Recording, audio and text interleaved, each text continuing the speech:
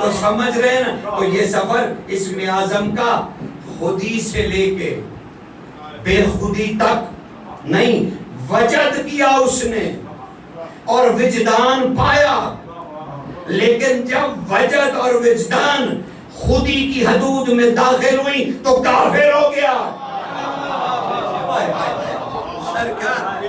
کافر ہو گیا۔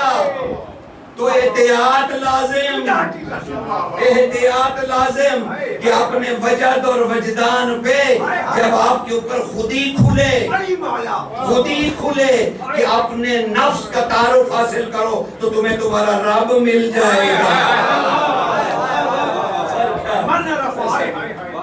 تو سمجھ آ رہی ہے حضور کہ وجد کیا ہے، وجدان کیا ہے اور خودی کیا ہے اور بے خودی کیا؟ علامہ اقبال اسی خودی کے پیچھے تھا، اسی وجد اور وجدان کے پیچھے تھا۔ وہ یہی آپ کو سمجھاتا رہا کہ خودی پیدا کر کے کافر نہ ہو جانا، کہیں ہاتھی کے خلاف نہ چلے جانا، ورنہ تیرا وجد، وجدان، خودی اور بے خودی کفر میں داخل ہو جائے گی۔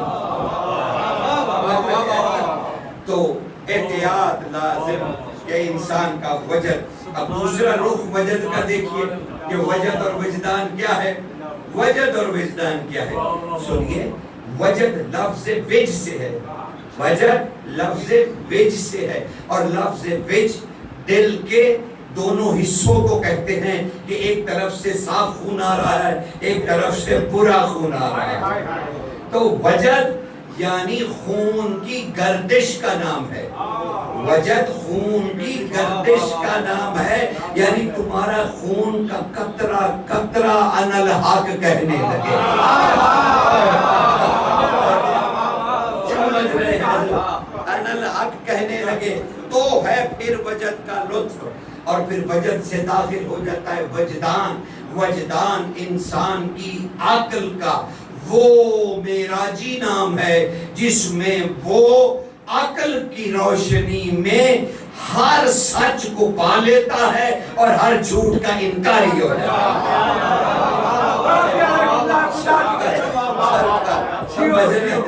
ہے۔ تو اسے وجدان کو سمجھیے، اور خودی سے مراد اپنے آپ کو جاننا نہیں ہے میرے بھائی، خودی دوسرے کو جاننے کا نام ہے، خودی دوسرے سے کچھ سیکھنے کا نام ہے۔ اسی لیے علامہ اقبال کہتے ہیں کہ بھائی خودی کی طرف جاؤ، دوسروں سے سیکھو تاکہ تمہارے اندر احساس علم پیدا ہو سکے۔ تو یعنی خودی ہے احساس علم، اور احساس علم اگر پیدا ہو جائے تو انسان پھر بے خودی میں داخل ہو جاتا ہے، جس کا ایک ہی نتیجہ ہے کہ تم محمد والے محمد کی مودت میں ڈوب جاؤ اور کوثر کے کنارے نکلو۔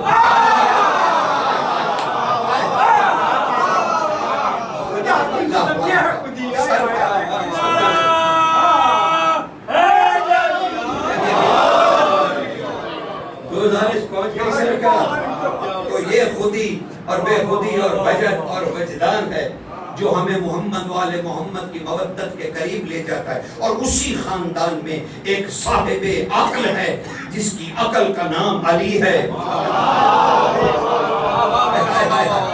جس کی عقل ایک لوتھڑا نہیں ہے، جس کی عقل ایک گوشت کا ٹکڑا نہیں ہے، جس کی عقل کوئی ہزاروں کروڑوں خلیوں سے نہیں بنی، بلکہ علی نے اس کی تعریف کر دی کہ اس عباس کے سر میں جو عقل ہے وہ میں علی ہوں، میں علی ہوں۔ اب ذرا بتائیے، ظہور اللہ کا، ظہور توحیدی اگر کسی کی عقل ہو تو پھر عباس کے وجود میں وہ ظہور توحیدی ہے۔ اب جو اپنے عقل میں رکھتا ہو، عقل میں رکھتا ہو، کراچی بڑا زرخیز رہا ہے لفظوں کے ہیر پھیر میں،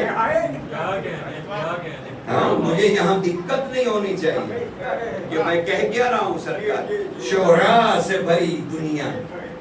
اور یاد رکھیے عقل نے اپنی آنکھیں شاعری کی گود میں کھولی ہیں، اگر شاعر نہیں سمجھیں گے تو پھر کون اسے سمجھے گا؟ میں اس شیطانی شاعروں کی بات نہیں کر رہا جنہوں نے تضحیک کی آل محمد کی، میں ان کی بات نہیں کر رہا، میں ان اشعار کی بات کر رہا ہوں جو جنت میں محل بنا دیتے ہیں۔ سمجھ رہے ہیں نا حضور؟ آپ کے شعر فرشتوں کی اجرت ہے، ادھر آپ شعر کہتے ہیں ادھر وہ محل بنانے لگ جاتے ہیں، اور ان کی اجرت وہ شعر ہیں جو محمد والے محمد کی شان میں بڑھے گا۔ ایک صلوات پڑھ دیجیے۔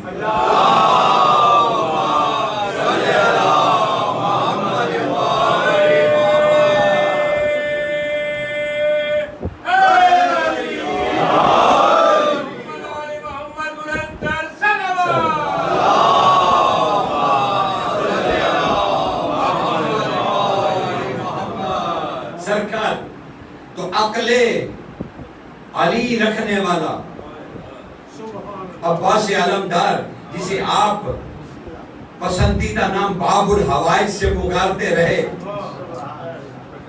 میرا خطاب اہل دل سے ہے، کیونکہ میں عباس ابن علی کا تذکرہ شروع کر چکا۔ جنہیں طبیعت خراب ہونے کا اندیشہ ہے وہ اپنے آپ کو اذیت نہ دے۔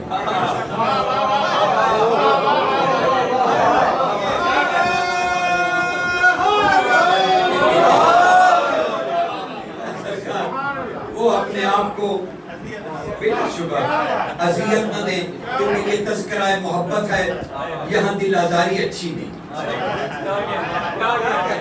یہ تذکرہ عشق و محبت ہے، یہاں دل آزاری مناسب بات نہیں۔ عشق اور محبت میں دل آزاری کہاں سے آ گئی؟ لہذا جن کو خدشہ اور امکان ہے کہ ہو سکتا ہے فضائل عباس میں ان کے دل کو ٹھیس لگے یا ان کی عقیدہ توحید کو کوئی ضرر لگے، کیونکہ میں نے تو فضائل پڑھنے عباس ابن علی کے، میں نے تو پڑھنے ہیں علی کے بیٹے عباس کے فضائل۔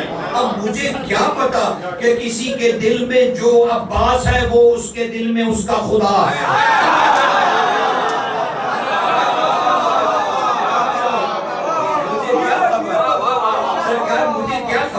تو اس کا مطلب ہے عقیدہ میرا خراب نہیں ہے، کیونکہ میں تو علی کے بیٹے کے فضائل پڑھتا ہوں۔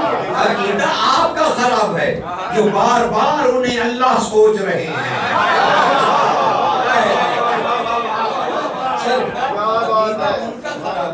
جو بار بار زبردستی خود بخود سوچے جا رہے ہیں کہ بھئی یہ غالی ہے، یہ نصیری ہے، کہاں کا نصیری، کہاں کا غالی؟ ہمیں تو یہ پتا ہے کہ جو شان بیان کر رہے ہیں وہ علی کا بیٹا ہے، بس اس سے زیادہ ہم کچھ جاننا بھی نہیں چاہتے۔ کیا یہ کافی نہیں ہے کہ علی کا بیٹا ہے؟ سر کیا یہ کافی نہیں ہے وہ علی کا بیٹا ہے؟ کیا یہ کافی نہیں ہے؟ خدا کی قسم کبھی دل چیر کے انصاف سے مجالس میں آیا کرو، اپنا ضمیر پاک کر کے آیا کرو، پھر آپ کو وہ سب کچھ حاصل ہو جائے گا جو آپ دنیا کا چاہتے ہیں یا آخرت کا چاہتے ہیں۔ آتے ہو دلوں کو میلا کر کے، آتے ہو دلوں کو، حالانکہ مجلس حسین دلوں کو صاف اور پاک کرنے کی جگہ ہے، یہاں شک کے دھبے دھوئے جاتے ہیں، لگائے نہیں جاتے۔ سمجھ رہے ہیں نا؟ اس لیے عباس ابن علی، دیکھیں مجھے صرف مولا عباس کے فضائل پڑھنے کے لیے آپ کی اتنی منتیں کرنی پڑ رہی ہیں کہ خدا کے لیے میں علی کے بیٹے کے فضائل پر، یہ حالت ہو گئی ہے ہماری قوم کی۔ ہم بوڑھے جائیں تو کہاں جائیں؟ 2-4 رہ گئے ہیں، ہمارا بھی رخت سفر ہے اور پھر خالی، لیکن مولا پھر کسی کو لے آئیں گے، مالک لائیں گے۔ صحت و سلامتی علماء حق کا بلند تر صلوات۔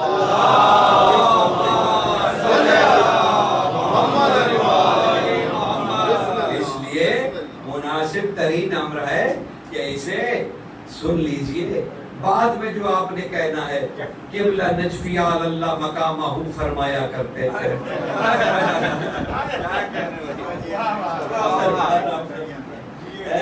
اس سے بہتر ہے کہ جب نجفی صاحب اللہ مقامہ آپ کے سامنے فرما رہے تھے تو دل کھول کے سن لینا تھا نا, اور شک کے دبے دور کر لینے تھے. تو مولا عباس علمدار, مجھے وہ مولا عباس نہیں پڑھنا جو آپ کو آتا ہے. میری قوم کو پتہ نہیں ہزاروں بار وہ سنا دیا گیا, کروڑوں کروڑوں بار سنا دیا گیا. مجھے اس سے بالکل کوئی غرض و غائب نہیں ہے, کیونکہ وہ لا حاصل گفتگو ہے. 1 گھنٹہ آپ کا بے معنی کرنے کے برابر ہے کہ جو چیزیں آپ کو علم ہے میں اسے دوبارہ شروع کر دوں اور آپ پھر وہی سنیں جو آپ کو پہلے ہی پتا ہے. تو لہذا میں وہ چیزیں نہیں سنانا چاہتا آپ کو, کہ مثلا میں عباس بادشاہ کی کوئی جنگ آپ کو نہیں سنانا چاہتا. میرا خیال ہے عباس کو بہادر ثابت کرنا ایسے ہی ہے جیسے کہنا کہ اللہ ہے کہ نہیں ہے.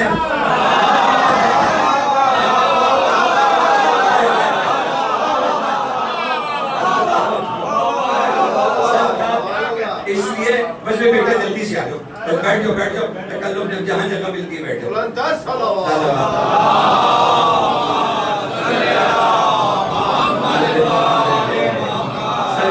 اس لیے یقین جانیے, آئیے حضرت عباس کے کعبے ذکر کا طواف کریں.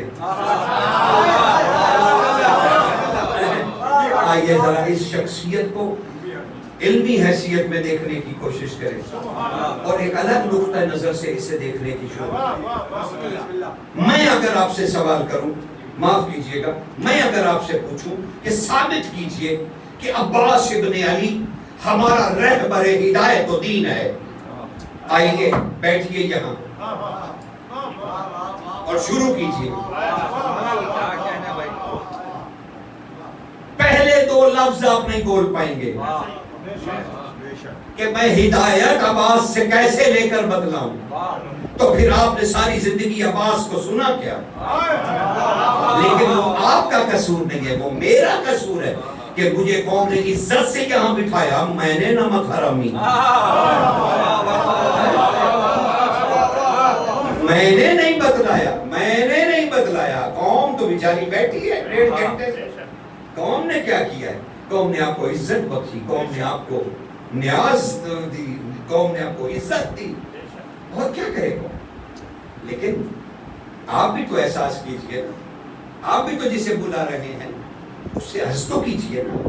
کوئی پابندی ماشاءاللہ تھوڑی ہے. آپ کہہ تو سکتے ہیں نا کہ جناب ہمارا یہ موضوع ہے, مہربانی کر کے اس پہ روشنی ضرور ڈال دیجئے. ہم نے آپ کو بلایا اس لیے کہ ہماری دماغی کیفیات میں جو گڑبڑ ہے یا جو ہم سامنے چاہتے ہیں اسے بیان کرنا ہے, سیدھا سادہ کام ہے. لیکن ہم نے اس پہ توجہ بطور من حیث القوم نہیں کی اور ہم لگے کچھ اور طریقوں کے پیچھے. سرکار حضرت عباس کے 34 سال ہیں, 34 سال کا عباس. پڑھیے 34 سال کا عباس.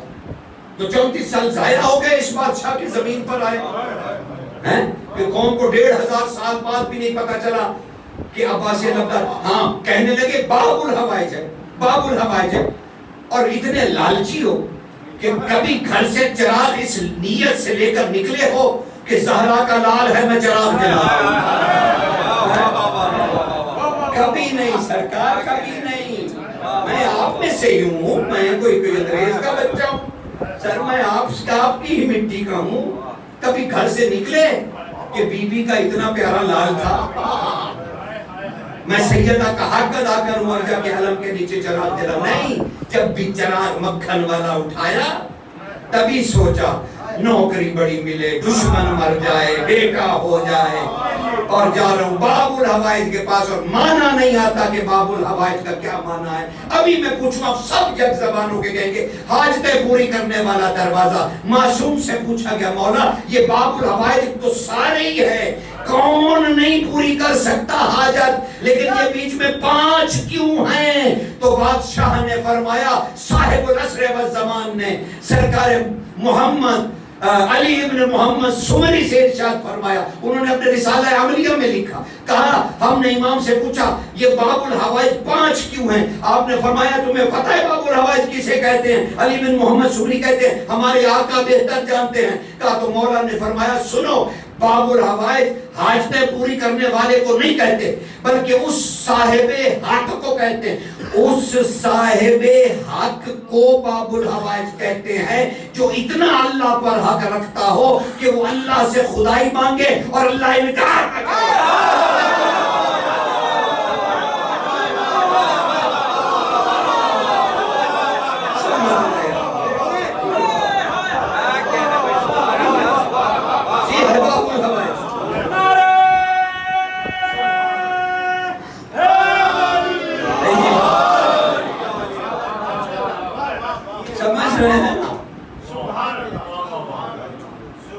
کیا کیا جائے حضور؟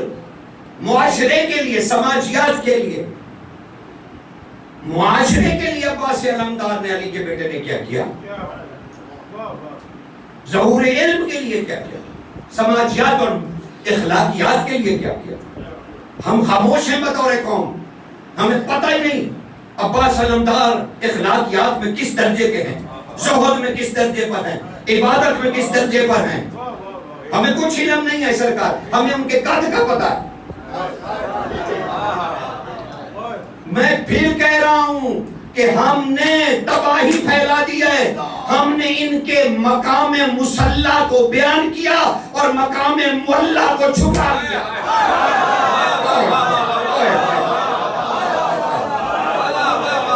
سمجھ رہے ہیں نا؟ ہم نے مقام مصلی کو پیش کیا اور مقام معلی کو ہم نے چھپا دیا اس کو، اور ہم انہیں صرف ایک ایسے مسکین کی شکل میں ہم پیش کرتے رہے جنہیں امت ہمیشہ مارتی رہی، امت ہمیشہ مارتی رہی۔ کبھی سوچا اللہ ایسا کیوں کرتا ہے کہ جو اس کو منوانے والے ہیں وہ ان کو قتل کرواتا ہے، اور جو دشمن ہے خدا کے انہیں حکمرانی دیتا ہے؟ اس فلسفے پہ کون سوچے گا حضور؟ یہ نقطہ کیوں نہیں اٹھتا؟ کیوں ہماری عقلیں مفقود ہیں؟ سرکار عباس ابن علی معاشرے کے لیے کیا 34 سال کا سردار ہے، عقل رکھتا ہے جس کا نام علی ہے، دل رکھتا ہے جس کا نام حسین ہے۔ کسی نے پوچھا اے عباس علمدار آپ کی زندگی کتنی ہے؟ کہنے لگے مشیت الحسین۔ زندگی کتنی ہے؟ کہا جتنی حسین چاہے۔ جو اپنی زندگی کے بارے میں یہ نظریہ رکھتا ہو، اس نے نہیں کہا کہ تقدیر نے جتنی لکھی اللہ نے جتنی دی، کہا مشیت الحسین، جب تک حسین چاہے گا میں زندہ ہوں۔ اللہ اکبر، اللہ اکبر۔ سرکار کے 14 سال کے تھے جب امیر المومنین اس دنیا سے واپس پلٹے۔ چلو اور کچھ نہیں تو یہ 14 سال کا ہی کچھ حساب کتاب برابر کر دو، تو یہی حق کے عباس ادا کر دو۔ عباس سے تو چوریاں بھر بھر کے تم نے حاجتیں دی، چوریاں بھر بھر کے تم یہاں تک اس کے احسانوں میں ڈوبے ہوئے ہو۔ تو ذرا 14 سال کے جو علی کی زندگی کے نیچے اس نے گزارے وہی بتلا دو، پھر 10 سال اس نے امام حسن کے زیر اثر گزارے وہ بیان کر دو، پھر 10 سال اس نے زیر اثر حسین گزارے وہ بیان کر دو۔ بس اب مجھے بتاؤ میں عباس پہ آپ کو تشنہ نہ چھوڑوں تو اور کیا کروں؟ آپ کو اداس نہ کروں تو اور کیا کروں؟ آپ کو اداس نہ کروں تو پھر بتاؤ میں کیا کروں؟ میں کہوں کہ بلے بلے ہم سب ولی بن گئے ہیں؟ معافی چاہتا ہوں، ممبر پہ بیٹھا ہوں، میں یہ نہیں کر سکتا، میں آپ سے معافی چاہتا ہوں۔ میں قوم نے مجھے عزت دی، اور اس سے بڑا بدتر کون ہوگا جسے قوم عزت دے اور وہ قوم سے ہی جھوٹ بول دے؟ سرکار ایسا نہیں ہے، ایسا نہیں ہے حضور. ہماری مجالس یہ صاحبان مجالس جو ہیں بانیان مجالس ان کی حسرت شاید آپ کو کہ ہم محمد والے محمد کی معرفت کو عام کریں. آج آسان کام ہے اس طرح کے کام کرنا, مشکل اور پرآشوب دور ہے. تو کیا ان کی محنت کو ضائع کر دیا جائے؟ ان کے بچوں کی محنت مشقت کی کمائی لگی ہے, وہ اپنے مولا سے اس کا خیر چاہتے ہیں, اور ہم وہ ان کا وقت اور ان کی ساری رزق اور ان کی دولت کو برباد کرتے ہیں. سر یہ حق نہیں ہے. حق یہ ہے کہ ہم پورے دماغی حاضر ناظر ہو کر اپنے بادشاہوں کو سنیے. لیجیے سنیے, میں آواز سنوں اور 5-10 منٹ میں نے آواز پڑھنا ہے, پھر میں نے رجعت پہ بات کرنی ہے, اور اس کے بعد پھر مجھے ایک بڑی خصوصی کچھ حدیثیں آپ کو سنانی ہیں تاکہ آپ کا دل شاد ہو جائے. عظمت مولا عباس بلند تر صلوات.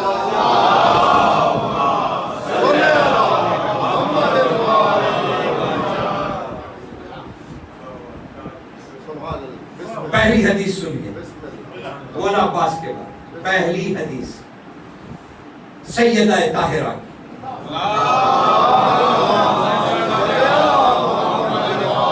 راوی ہے سرکار امیر المومنین, راوی ہے امیر المومنین. امیر المومنین فرماتے ہیں شہزادی نے ایک روز مجھے بلوایا اور میں حاضر ہوا. میں حاضر ہوا. یقین یعنی وہی لفظ کہوں گا, محمد والے محمد کے بارے میں خطابت کر کے کیا حاصل ہوگا؟ کچھ بھی نہیں. یہ کوئی طریقہ نہیں ہے. سرکار حق بولیے, سچ بولیے, بس بات ختم. جتنی بادشاہوں نے بات کی اتنی پہنچا دیجیے. اس سے زیادہ یہ پیچھے کیا ہوگا؟ آپ کو کیا مسئلہ ہے؟ آپ کو کیا تکلیف ہے؟ آپ کو کیا مولا کے کلام میں کوئی کمی ہے جو ہم نے پوری کرنی ہے؟ اچھے لفظ لانے اردو پہ نہیں سرکار, اس کی ضرورت نہیں. کہا بی بی نے مجھے طلب کیا. ہاں ویسے وہ اس سوال کا جواب میں تمہیں دے سکتا ہوں, کیونکہ حذیفہ یمانی کہتے ہیں میں نے ایک دن کہا علی بادشاہ آپ رسول کی بیٹی کا احترام حد سے زیادہ کرتے ہیں جیسا کہ رواج عرب نہیں.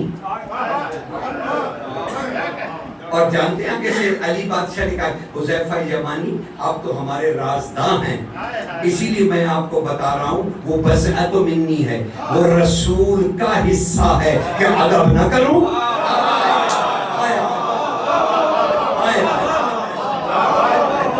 سمجھ رہے ہیں یہاں معیار یہ ہے, علی کہہ رہے ہیں وہ رسول کا حصہ ہے, کیا میں اس کا احترام نہ کروں؟ اور کہا مجھے بلوایا اور میں حاضر ہوا, اور بیوی نے مجھ سے کہا علی آج میرے ساتھ مسند رکھیے, میرے پاس تشریف رکھیے. علی کہتے میں بیٹھ گیا, اور میں نے شہزادی سے کہا آج آپ خوش ہیں,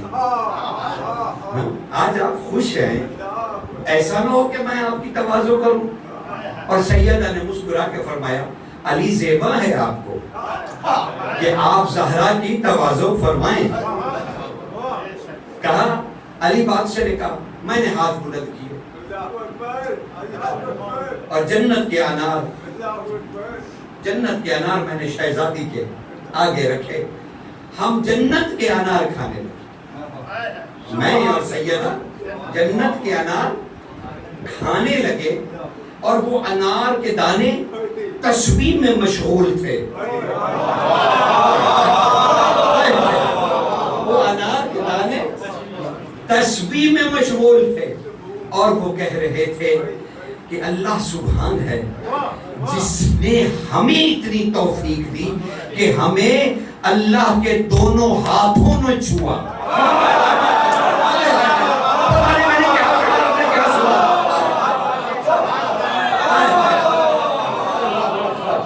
اللہ اکبر. سرکار اللہ جانے کیا ہوا, کیا میں نے پڑھا, کیا سنا آپ نے, بس خدا کے حوالے ہے وہ بات, خدا کے حوالے ہے. تو وہ تسبیح کرنے لگے, کہا ہم اسے کھانے لگے. تو میں نے سیدہ آپ نے مجھے بلوایا جو تھا, تو فرمائیے. سیدہ انگور کے دانے نوش فرمانے لگی اور کہنے لگی اے میرے آقا و بادشاہ, اے میرے حاکم, سرکار کیا طرز کلام ہے. اے میرے حاکم، اے میرے حاکم، میں نے آپ کو کچھ بتانا ہے، کمال نہیں جو علی کو کچھ بتائے. جاگ کے سن لو خدا کے لیے، جاگ کے سن لو. اللہ اکبر. لفظوں کو اور اس حدیثوں کو ضائع مت کرو، مت کرو. تمہارے دلوں میں یہ چراغ ہیں جو جلنے چاہیے. خدا کے لیے، خدا کے لیے اپنے آپ کو نورانی کرو.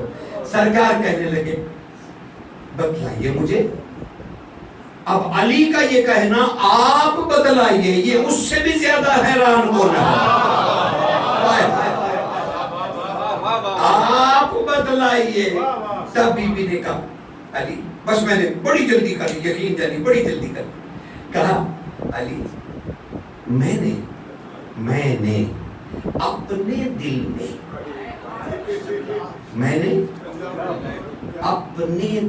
میں ایک نور دیکھا.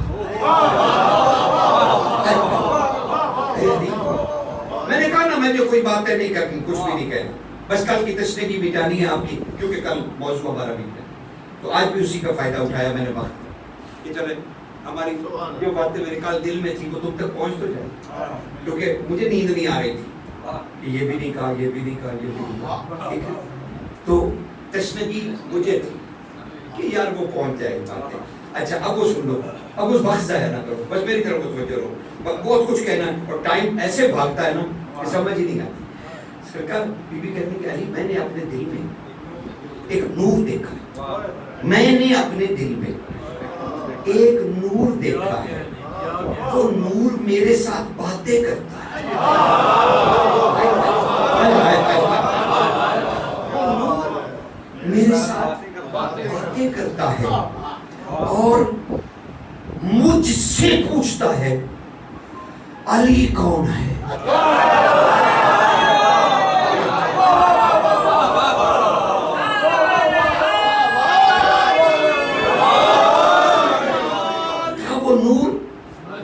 نوادر حدیثیں خواص کے لیے تھی، چھپا دی گئی، بس اگل دی. اب اسے سنبھالنے والے بنو، نہیں تو پھر ہمیشہ ایسا ہی ہوتا رہے گا کہ علماء تمہارے ڈر سے چھپا لیں گے.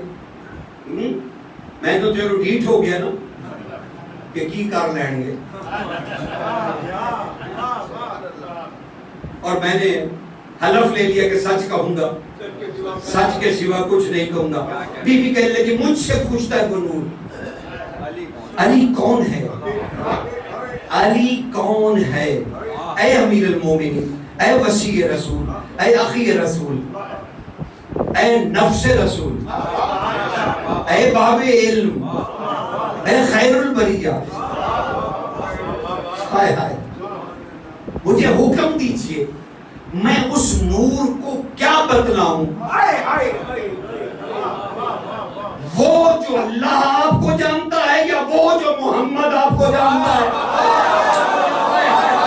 علی تجھے کوئی نہیں جانتا سوائے اللہ کے اور محمد کے.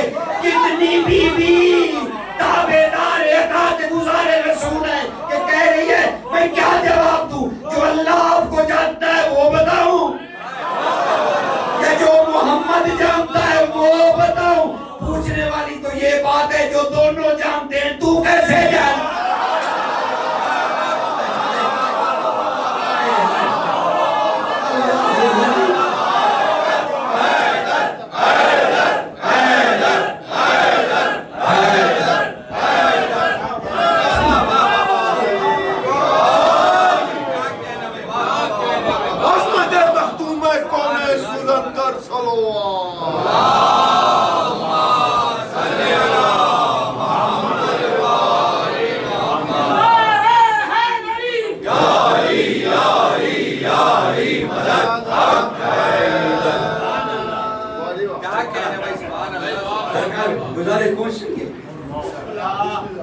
تو کہا میں کہوں کیا بتلاؤں، کیا بتلاؤں، جو اللہ جانتا وہ بتلاؤں یا جو رسول جانتے ہیں آپ کے بارے میں وہ بتلاؤں. اب علی شہزادی کی طرف دیکھ رہے ہیں کتنا مشکل مرحلہ آ گیا خدا ہمارے لیے کہ اللہ کے رسول نے کہا تھا تجھے کوئی نہیں جانتا،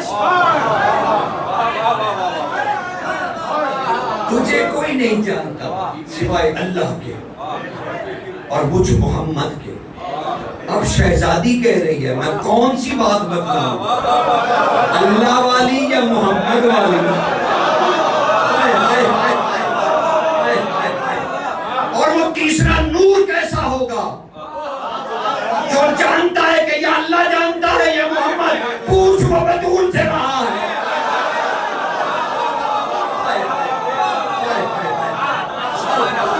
وہ نور کیسا نور ہوگا جو نہ اللہ سے پوچھ رہا ہے نہ رسول سے پوچھ رہا ہے، وہ سیدہ کے قلب میں ہے، سیدہ کے قلب میں، سیدہ کے قلب میں۔ کیا پتا ہمیں کہ سیدہ کا نہیں، وما ادراک ما الفاطمہ، ہمیں ادراک بھی نہیں ہے کہ فاطمہ کون ہے، اس کے ادراک ہی نہیں ہے تو اس کے قلب کا کیسے پتا چلے گا کہ اس قلب میں آنے والا نور کون ہے؟ اللہ اکبر۔ تب امیر المومنین نے حیرت تحیر سے سیدہ کو دیکھا، تحیر سے دیکھا، کہا شہزادی اس کا حق رسول رکھتے ہیں کہ وہ آپ کو کوئی حکم دیں۔ ہائے ہائے میرے مولا تو کیسا صاحب عقل ہے، کہا یہ حق مجھ سے اولا رسول رکھتے ہیں کہ آپ ان سے اجازت لیں۔ پیغام بھیجا سیدہ نے، رسول خدا گھر میں تشریف ہے، علی کی انار کہاں سے آئی؟ آقا جنت کے ہیں۔ رسول نے کہا الحمدللہ جس نے پروردگار نے میری آل کے لیے آسمانوں سے انار نازل کی۔ رسول کی مسند بچھائی گئی، رسول بیٹھ گئے، سارا معاملہ رسول کے سامنے رکھا گیا، پیش کیا گیا۔ اب رسول خدا نے سیدہ سے کہا سیدہ آپ کی منشا کیا ہے؟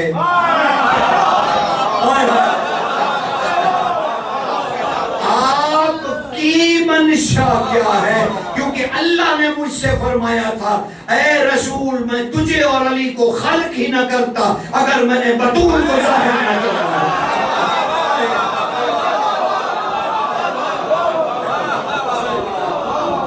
تیری منشا کیا ہے؟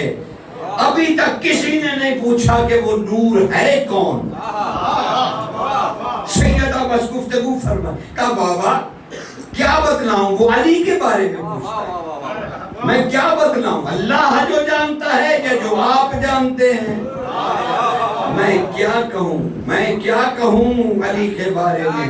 کہا جو تیری منشا ہے، جو تیری منشا ہے تو ویسا ہی کر، کیونکہ مجھ سے اللہ کہہ رہا ہے، اللہ کہہ رہا ہے اے رسول اگر آج بطول آپ سے کچھ میرے بارے میں پوچھے یا آپ کے بارے میں پوچھے یا علی کے بارے میں پوچھے، کچھ بھی حجاب میں نہ رکھنا، چاہے مجھے بے حجاب ہونا پڑے۔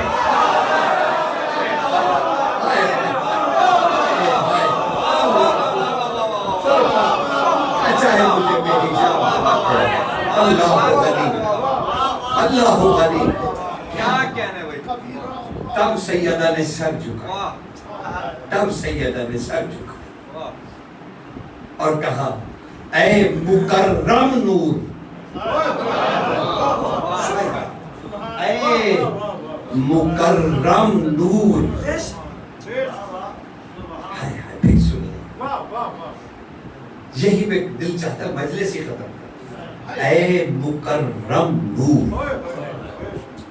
سن کون رہے ہیں؟ رسول اور علی۔ سیدہ کہہ رہی اے مکرم نور سن، اے مکرم نور سن، جس قلب کی وادی میں تو سانس لے رہا ہے، جس قلب کی وادی میں تو سانس لے رہا ہے، وہی اللہ رہتا ہے، اس سے پوچھ ہری کا۔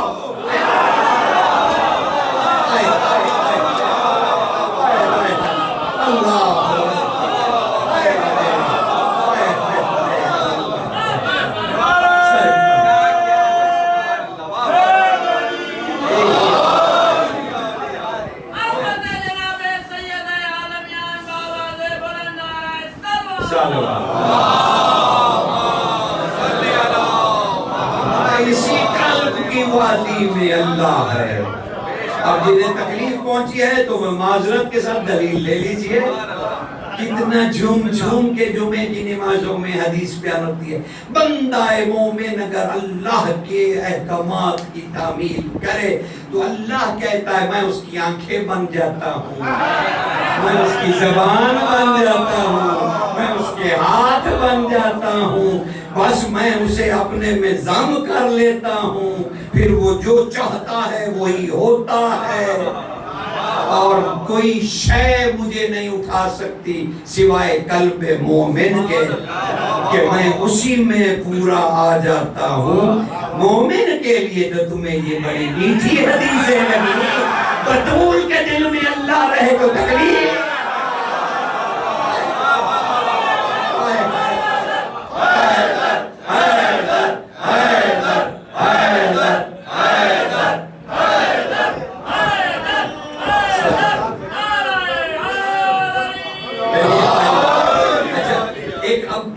ایک حدیث سے دیا کروں، کہا تھا نا کچھ حدیثیں بھی ساتھ سے دیا کروں، وہ قدرتی آ گئی، یقین جانی ذہن میں کچھ اور ہے، لیکن نعوذ باللہ میں یہ کبھی نہیں کہوں گا کہ امیر المومنین نے مجھے یہ کہا، نہیں بس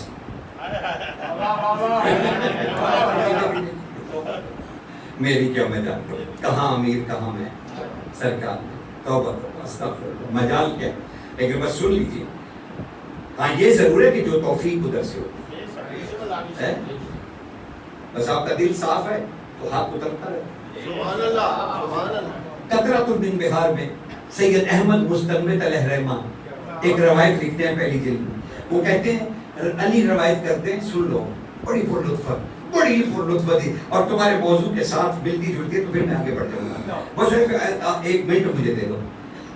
علی خود فرماتے ہیں کہ مجھے رسول خدا نے بلایا اور کہا علی جب میں اس دنیا کو چھوڑ دوں مجھے غسل و کفن خود دینا، مجھے غسل و کفن دینا، مجھے غسل و کفن دینا، اور پھر مجھے میری مسند پہ بٹھا دینا، میری مسند پہ مجھے بٹھا دینا، اور جو علی تم نے ساری زندگی مجھ سے نہیں نا شرم و حیا کی وجہ سے پوچھا، میرے سے سب پوچھ لینا، میں تمہیں جانے سے پہلے سب بتا دوں گا، ابھی کچھ علی سے چھپا ہے؟ اچھا وہ تو ترجمہ کرتے ہوئے اس حدیث کا تیگا پانچا کر دیا گیا، آخری جملے 3-4 لائنیں عربی میں جو تھی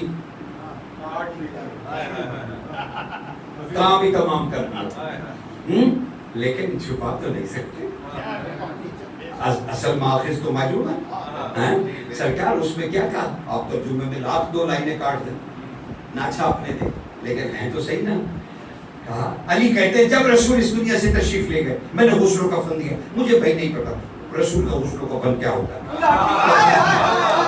تو اس لیے میں اس پہ کبھی گفتگو بھی نہیں کرتا، میری جرت نہیں، میری مجال نہیں، میری حد ہی نہیں، سرکار میں اس پہ بات کرتا ہی نہیں ہوتا۔ تو سرکار امیر المومنین نے جو بھی ہوا غسل و کفن ہوا یا جو بھی ہوا، سرکار کو پتا ہوگا کہ کیا ہوا کیا نہیں ہوا، جسے صرف علی کی نگاہ نے دیکھا،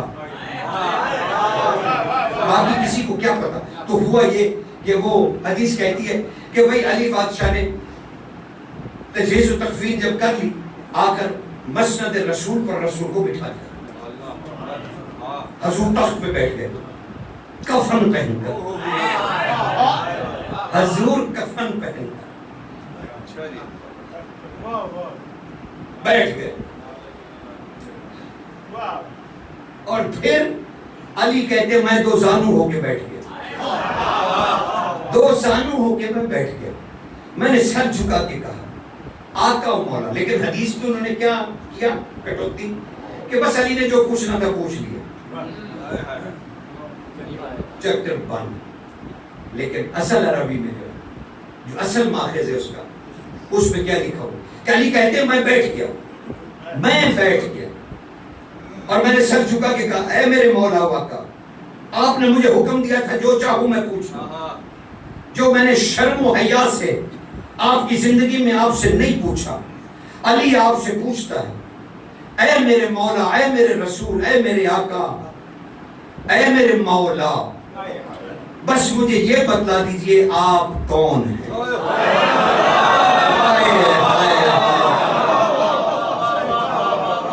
آپ کون ہیں؟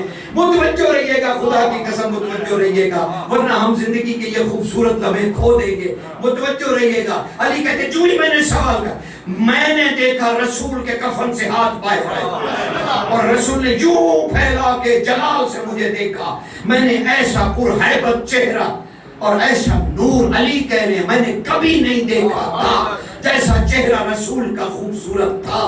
رسول نے میری طرف گہری جلال کی نگاہ ڈالی اور کہا علی آپ یہی پوچھنا چاہتے ہیں نا کہ میں کون ہوں؟ تو سن علی، میں کون ہوں سن علی، میں کون ہوں سن علی، میں بس علی ہوں.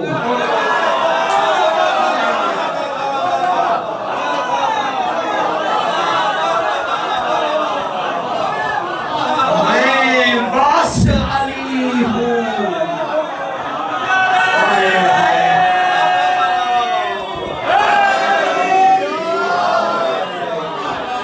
اب تو آپ کے سامنے وہ خطبے آ گئے ہوں گے نا جس میں علی نے کہا انا محمد وانا علی ومحمد علی وعلی محمد، میں ہی محمد ہوں، میں ہی علی ہوں، محمد علی ہے، میں محمد ہوں. سمجھ آ گئی سرکار؟ اب واپس پلٹو، کتنے رت جگہ مجھے دینے پڑ رہے ہیں آپ کو، واپس پلٹو. تب بی بی نے کہا یا رسول اللہ پھر مجھے اجازت دیجئے کہ میں اس کو بتاؤں جو خدا مجھ سے چاہتا ہے.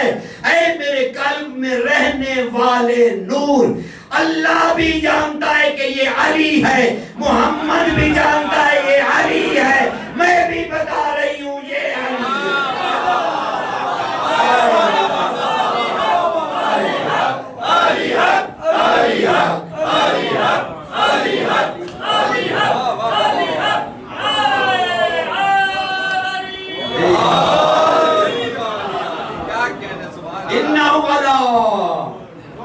رجعی لقادر، میں اللہ قادر ہوں کہ میں جسے چاہوں دوبارہ لے آؤں. اور رجعت مخصوص ہو گئی ظہور صاحب الزمان سے. اب مختصر تعریف سنو. کوئی علمی کیا جو رگڑا ڈال دے اور نیند آنے لگتا اور لوگ اٹھ کے کہنے لگے قبلہ جدو رجت آئی پھر دیکھی جائے. دو لفظوں میں سنیے، پھر میں اس کے کچھ آپ کو اثرات مرتب جو ہوں گے وہ بتاؤں. اور رجت میں کون واپس آئے گا، کون نہیں آئے گا. قرآن حکیم کی 70 آیات، اگر شروع سے موضوع یہی رکھتے رجت تو 70 کی 70 آیتیں پیش کرتے. لیکن ابھی جس کو چاہیے ہو میرے سے لے، جس کو بھی چاہیے ہو میں حاضر، سوری دے دوں کہ بھئی یہ لے پڑھ لو.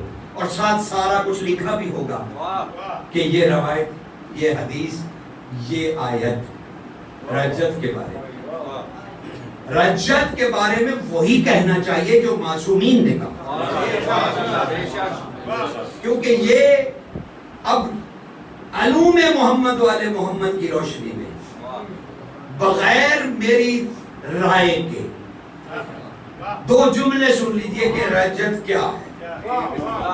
معصومین کی اقوال کی روشنی میں الفاظ میرے ہیں، حکم بادشاہوں. کیونکہ وہ ساری ایک ایک کر کے سناؤں گا تو ٹائم ہی اتنا نہیں ہے. حضور معصومین نے ارشاد فرمایا، اللہ کی زبانوں نے ارشاد فرمایا.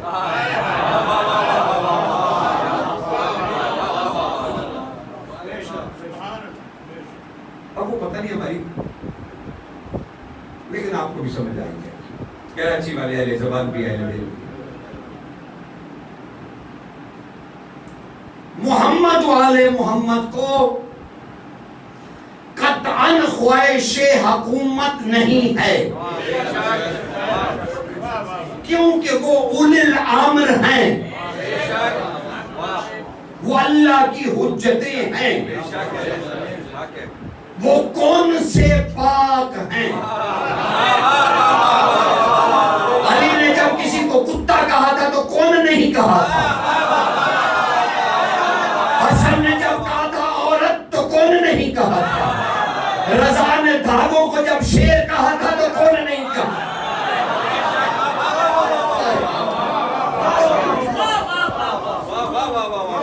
وہ کون سے پاک ہیں، انہیں ہم جیسے بندوں پر اور اس جیسی زمین پر حکمرانی کا قطعاً کوئی شوق اور ارادہ نہیں.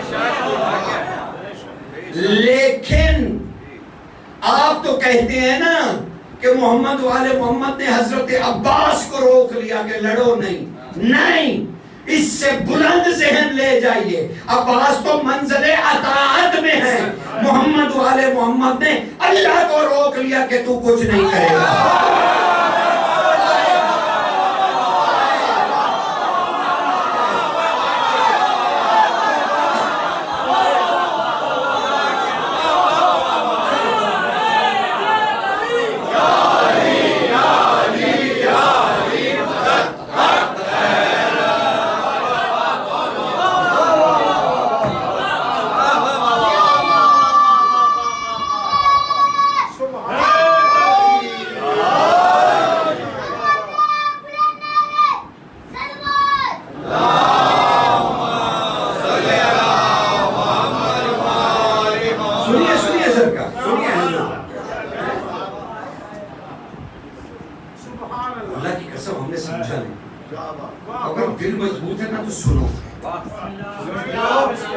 حجت اگر مخلوق سے سوال کر لے تو نہ حجت رہے گی، نہ خدا رہے گا.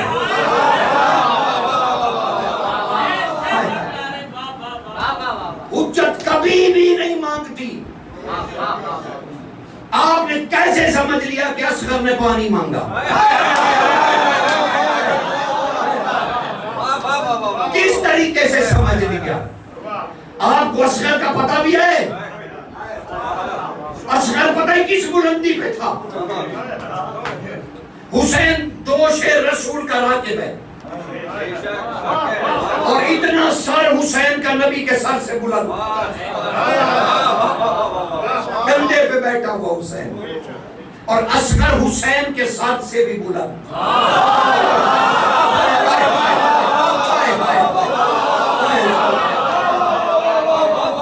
اصغر کی بلندی دیکھیے، اتنی بلندی پہ پہنچی ہوئی ہستی پانی مانگے گی، وہ بھی رذیل انسانوں سے.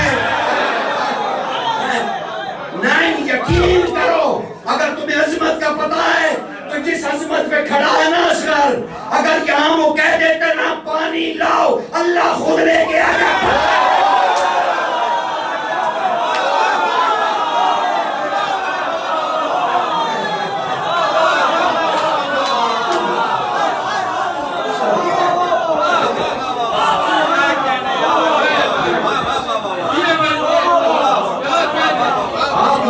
سمجھی ہی نہیں، تو پتہ چل گیا محمد والے محمد کو حکمرانی کا کوئی شوق نہیں.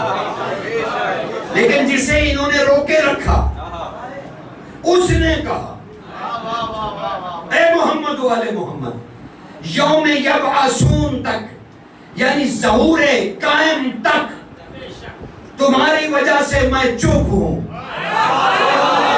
جس دن میرا کیا ظاہر ہو گیا. پھر میں اللہ اس زمین کو قرآن میں کہ میں زمین کو ایک اور زمین سے بدل دوں گا. یبدل الارض غیر الارض، میں زمین کو کسی اور زمین سے بدل دوں گا. واشرقت النور بربھا، اور زمین کو اس کے رب کے نور سے چمکا دوں گا.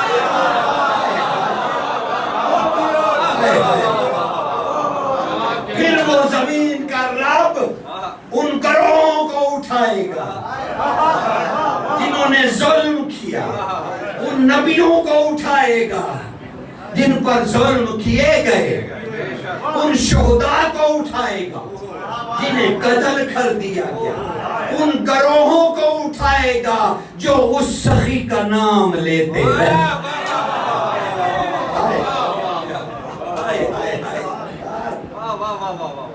اللہ اکبر. تو پتہ چل گیا سرکار، رجعت رسول کی مرضی کی نہیں، خدا کی مرضی. رسول نہیں چاہتے کہ یہ کھیل دوبارہ ہو. اللہ چاہتا ہے کہ اس زمین پر جو کمزور کر دیے گئے تھے میں انہیں طاقتور تو کروں. وہ لوگ جو ان کا انتظار کرتے رہے اور دنیا سے چلے گئے، انہیں میں اجر انتظار تو دوں. بس رجعت حق محمد والے محمد ہے اور ہمارا اجر ہے جو اللہ پر واجب ہے.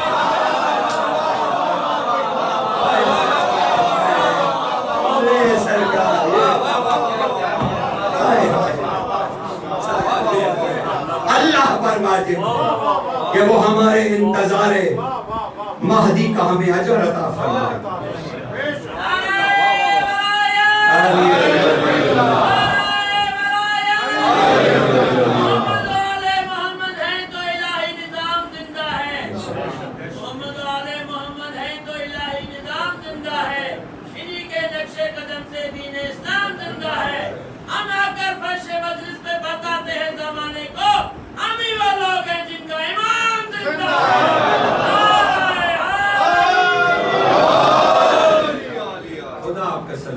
اب دو حدیثیں سن لیجیے.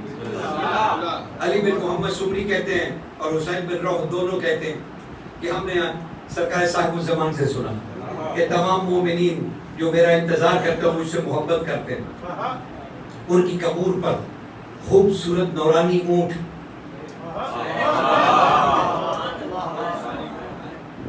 جو زیورات سے لدے پدے ہوں گے، 70,000 فرشتہ اس کی قبر کو گھیرے ہوئے کھڑا، اور جو ہی میں آ کے اعلان کروں گا کہ میں آ گیا ان کی قبریں کھول دی جائیں گی، فرشتے ان کو سجدہ کریں گے،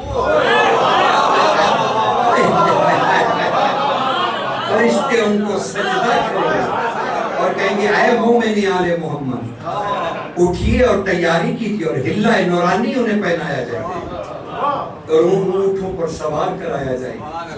اس شان سے وہ اپنے امام کی طرف جائیں گے. اللہ اکبر.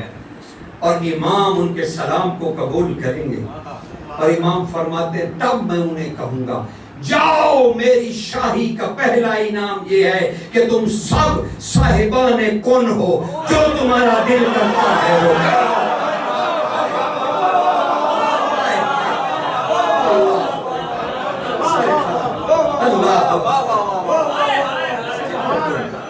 اور کہا 1000 ہر مومن کا بیٹا ہو، ہر مومن کا 1000 بیٹا ہو، 1000.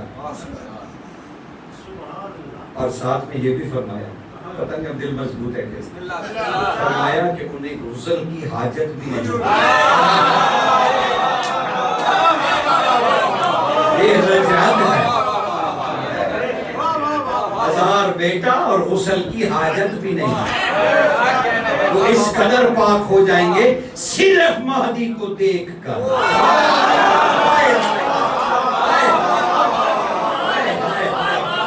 اللہ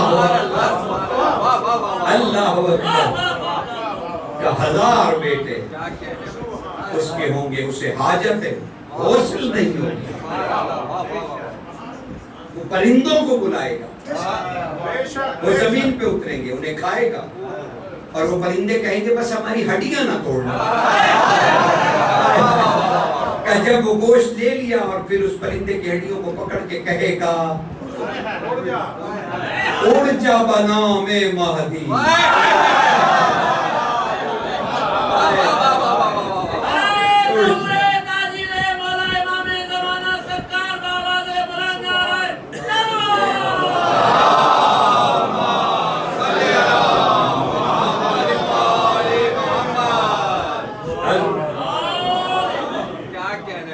گزارش اور سرکار اختیار ہے، اختیار مل جائیں گے، اور کہا آسمان سے سورج تارے سب کچھ غائب کر دیا جائے گا، اور ہر انسان کو اختیار دے دیا جائے گا کہ بھائی تجھے دن چاہیے تو تو دن بدل دے، ساتھ والے کو رات چاہیے تو وہ رات کر لے۔ اختیار تو دیکھیے آپ کے قائم کے، اور رجت کا اب سب کن کیا آپ ایک آیت سنیے سورہ رحمان کی، وَمِن دُونِهِمَا جَنَّتَانِ فَبِأَيِّ آلَاءِ رَبِّكُمَا تُكَذِّبَانِ، ان جنتوں کے علاوہ 2 اور جنتیں،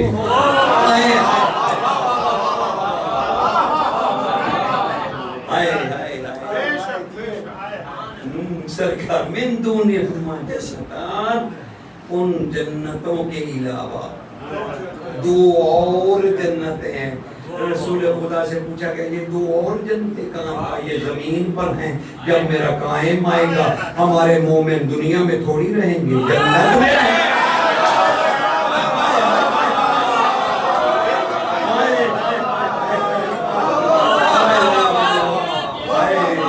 سرکار جنتوں میں رہیں گے، جنتوں میں رہیں گے، اس دنیا میں تھوڑی رہیں گے، اسی دنیا میں جنت ہے، اور کہا 1 نہیں 2 ہیں۔ تو مولا یہ 2 کیوں ہیں؟ کہا 1 میں ہمارے محب رہیں گے، 1 میں مومن،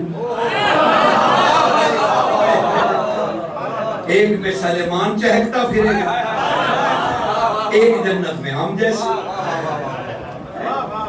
انشاءاللہ والی ابن ابی طالب جو زمین پر سنو جنتیں بنا لیتے ہیں،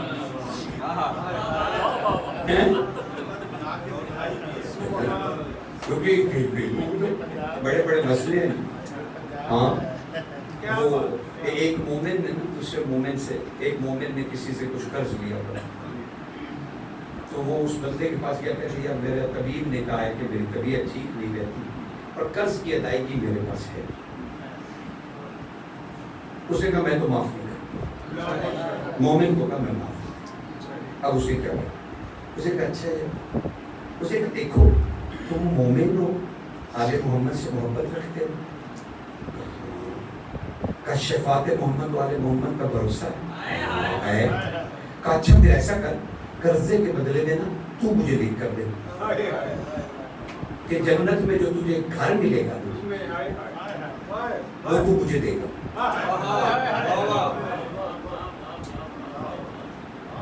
اس نے کاغذ قلم اٹھایا، اس نے کہا میں اپنا تو گھر نہیں دوں گا، اس نے لکھ دیا، لیکن تم سے وعدہ کرتا ہوں اپنے وقت کے امام کے صدق پر،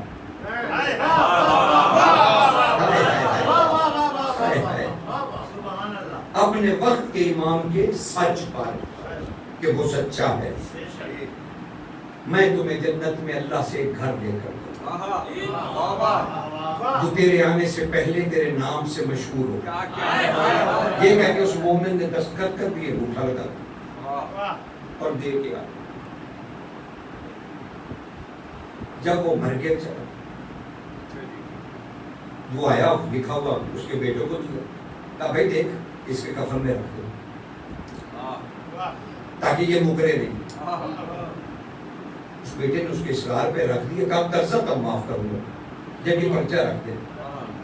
بیٹے نے اس کے کفن میں وہ پرچہ رکھا، دفن ہو کے بندہ۔ اس کا بیٹا امام کے پاس حاضر ہوا، صادق بادشاہ کے پاس۔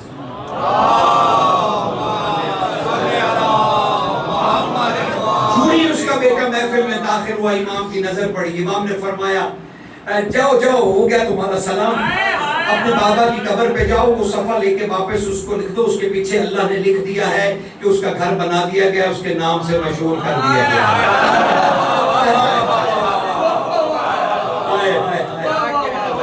تو ہمارے امام تو ایسے جو ہمارے وعدوں کا پاس کرتے ہیں۔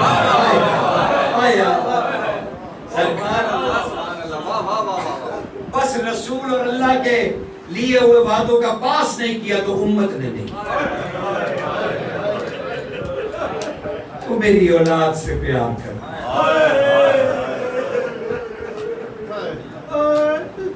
او میری اولاد سے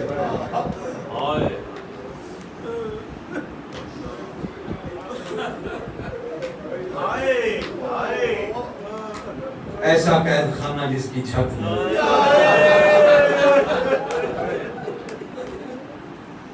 یقین جانے ابن جبیر کی خدا کی قسم روایت ہے، کہتے امام سجاد ایک دن بہت خون ہوا اور کہنے لگے ابن جبیر کا گود بھر گئی خون سے، گود بھر گئی، اور کہنے لگے ابن جبیر تمہیں کیا بتاؤں؟ انہوں نے بوریاں کی بوریاں بھر کے کیڑے مکوڑوں کی ہمارے قید خانے میں چھوڑ،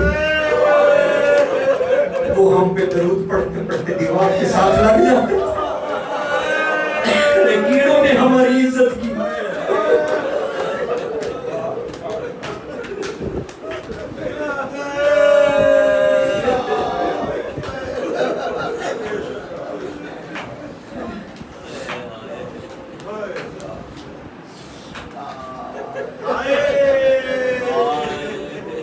امام پتہ نہیں میرا دل چاہ رہا تھا وہ حدیث پڑھوں، روایت پڑھوں، مقتل کی روایت، لیکن پتہ نہیں مجھ سے پڑھی کیوں نہیں جاتی، یقین ہے مجھ سے پڑھی نہیں جاتی، کہ وہ میں آپ کو کیسے سنوں کس طریقے سے، لیکن روایت بڑی عجیب ہے۔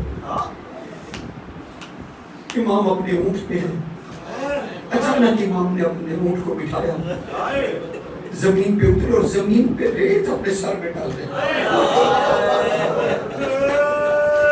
لوگوں نے پوچھا مولا ہم تو حج کے لیے جا رہے تھے، کیا ہوا آپ کو؟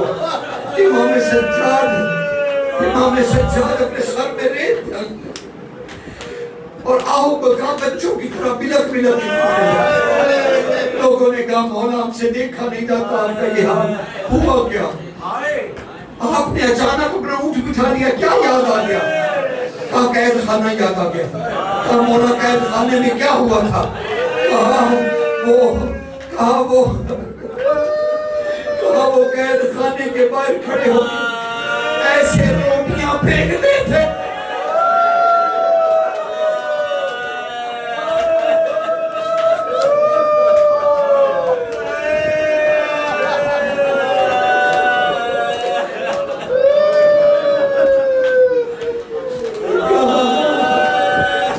ہم عزت دار تھے، ہم بیٹھے رہتے تھے۔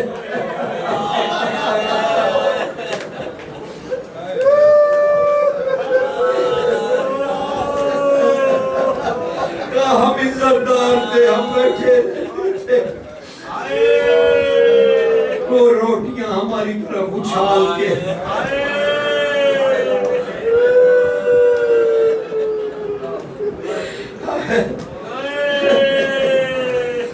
میں کیا عرض کروں کہ وہ اتنے نجس تھے، ایسے ظالم تھے کہ روٹیاں ہماری طرف پانی ہمیں نہیں دیتے تھے، ہمارے سامنے کھڑے ہو کے پانی سے ہاتھ دھوتے تھے۔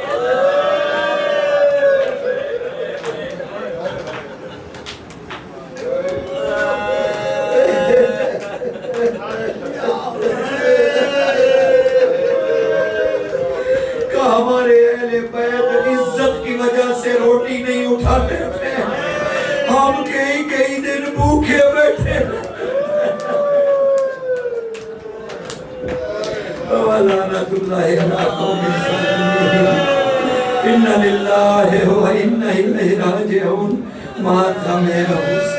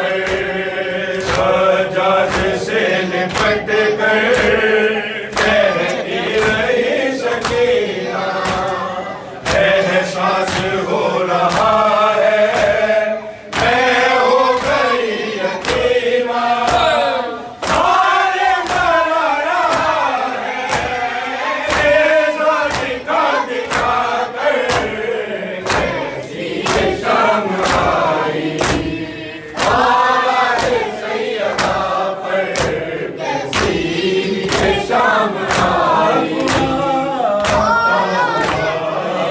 تشنہ لب بیردا لو چلا قافلہ بین کرتا ہوا خاک اڑاتا ہوا تشنہ لب بیردا لو چلا قافلہ بین کرتا ہوا خاک اڑاتا ہوا تشنہ لب بیردا لو چلا قافلہ سن کے شور فغاں ایک گورم ہے برسرے کربلا لو چلا قافلہ بین کرتا ہوا